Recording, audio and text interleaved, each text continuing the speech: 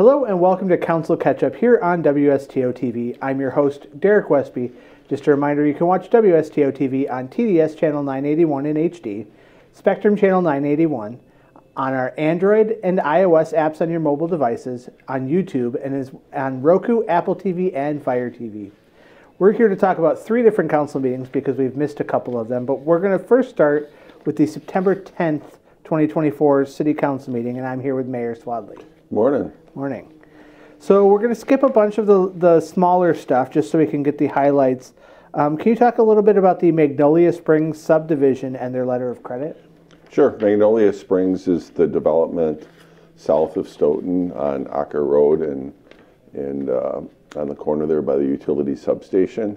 And they've been working on phase 1, which includes single-family homes and twin homes. And they're in the process of getting ready to start moving dirt and putting in infrastructure for phase 2. And often on these projects, the city holds a letter of credit, and what that does is it provides security to make sure that the public improvements, sewer, water, stormwater, roads, sidewalks, those types of things get done in a timely manner, and they can also pass inspection.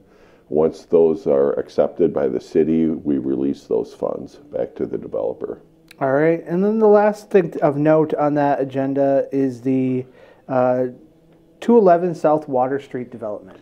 Yeah, so 211 South Water Street, which most recently housed the Virtual Foundry, we've been going through a process for almost a year now to basically flip that building and take it from a commercial building to a residential building. There'd be 17 apartments in there. So the development agreement is really the final step in the process for the developer in the city to be under contract to begin the remodeling. So they would basically be at a point where they're securing their loan. They've met all their commitments as far as their building and site plans, and then they have the development agreement in place so they can pull permits. And there's been a lot of talk on social media, so let's just remind people about the parking and how that turned out. So yeah, there was quite a bit of discussion about the municipal parking lot, and basically where we ended is we put a deed restriction on the parking lot for 30 years, which means that that parking lot will remain pretty much as is for 30 years, and that would allow the investors in the building to pay off their loans and ensure that they can have full occupancy in their buildings and not have parking as being one of the challenges. As part of that, we also did basically a pilot program on Water Street to allow people to park overnight. In the past, we had restricted parking on there from 3 to 5 a.m. That seems to be working very well. And our plan is we funded a temporary position using American Rescue Plan Act money to hire what we call a GIS person. So basically they do electronic mapping. And that person, one of their responsibilities is to go through all of our parking and make some recommendations to see if we would expand that. Awesome. That sounds like a win for everybody. So now we're going to go on to the September 24th meeting, and we're just going to talk real briefly about the amendment to the Stoughton urban area boundary. So the Stoughton urban area boundary is determined basically every 10 years by the census, and Stoughton has been part of the Madison Metropolitan Planning Organization, the MPO, and basically what that allows us to do is participate in conversations for development, more than likely like of roads. So the MPO is an advocate for not only the construction of roads, but putting in things like park and rides, bike lanes, pedestrian, all sorts of different opportunities. And in the past, we've been a member of the MPO based on the map. And with the new census, we're actually outside, but we can outside of the boundary. So we would have to apply for certain grants on our own instead of going through the MPO. But we still participate in the decision-making. Alderperson Caravello serves as an advisor, as a community member on there, because we still have an interest for the artery from Madison to Stoughton. So, you know, it really doesn't change much other than the fact that when we apply for grants, we'll be applying on our own instead of, you know, through their services. The 4th Street work that we're going to do next year is an example of a grant that was administered by the MPO. It was a federal grant. So they do a lot with the street construction, so we'll still be able to utilize the resources. But as part of the census, we're required to update the map. All right. So now we're going to go on to the meeting from last night, the October 8th, 2024 meeting. And we had the call to order, and there were a whole bunch of presentations. Are there any that you want to make note of? Yeah, if you really are interested to see, you know, kind of some of the things that are going on in the city, I encourage you to watch the beginning of the meeting and see the presentations. The first one was by Library Director Jim Ramsey, and that basically explains how the Stoughton Library is funded. It's a combination of local property taxes and money from the Dane County library system. So he did a nice overview of basically how that works and how we compare to other municipalities. The second was the annual report from the Visitor Services from Kelly LaPointe, who recently announced that she's leaving Visitor Services. She's taken on another position in Stoughton, so we're thankful for all the work she did and look forward to working with her on other projects in a different capacity.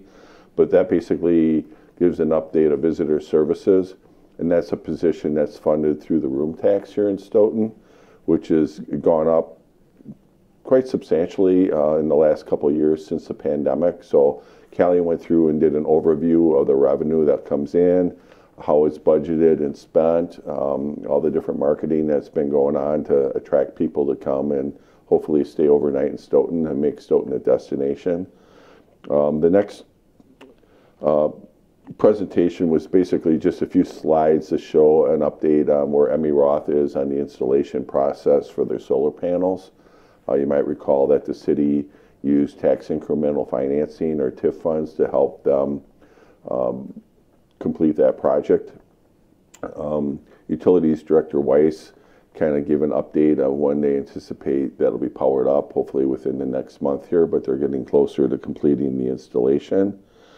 Then we had a presentation from Christina Dahlhausen on the Opera House. She's been, we've been contracting with her through SOFA, which is the Stoughton Opera House Friends Association, to do some economic development. So Christina gave kind of an overview, the story of the Opera House, of where it was, where it is, and where we're going in the future, and some of the marketing efforts that they're doing to also help promote Stoughton and to really help educate us about the value and the economic impact of people coming to Stoughton to go to the Opera House.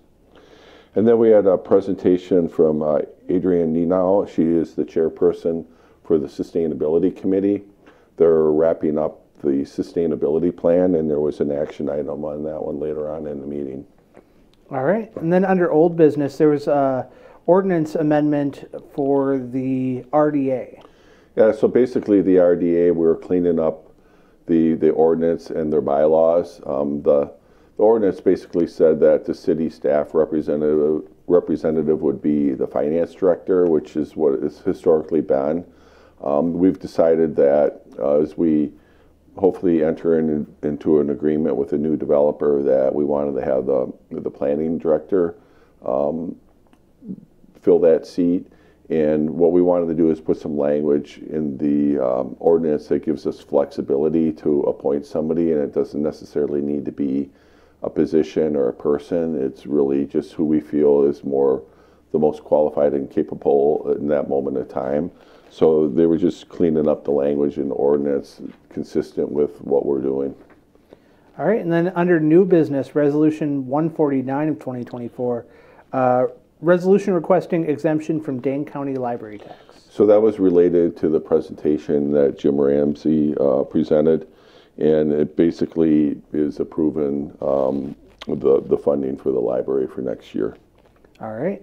And then item number 8, the review of the sustainability plan. So the sustainability plan, what we basically ask the city council members to do is go through the plan and give them basically 2 weeks to go through and if there's anything that they would like changed or added or updated, to provide city clerks those thoughts, and then we would gather them and pass them on to the committee, and then the committee would consider those changes and possibly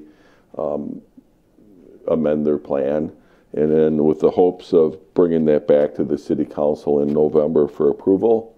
And then the other thing we wanted the council members to do is really think about what role, if any, the sustainability committee would have going forward, and who's going to provide oversight on the implementation of the plan.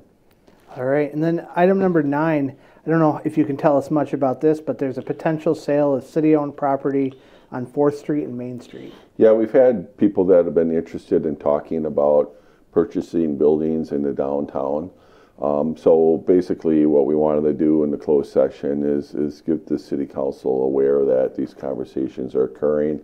We don't know whether or not they'll come to fruition, but we want to at least get an understanding of what the council's feelings are about that going forward, so we can communicate that as people would come in and contact us about our buildings. And which buildings are these? The 600 South 4th Street, that's utilities building? Yeah, that's the utilities building, and then the other building is the building that's housed by the Chamber of Commerce. Okay. And then the last item was some discussion on the J.T. Klein request. That one we tabled. Our financial consultants are going back and forth with J.T. Klein to get some numbers. We hope to have all the numbers together for their tax incremental financing request at the next City Council meeting. All right. That's all we had for the October 8th, 2024 City Council meeting. Thanks for joining us on this extended Council Catch-Up where we talked about the last 3 meetings. We'll see you next time right here on Council Catch-Up.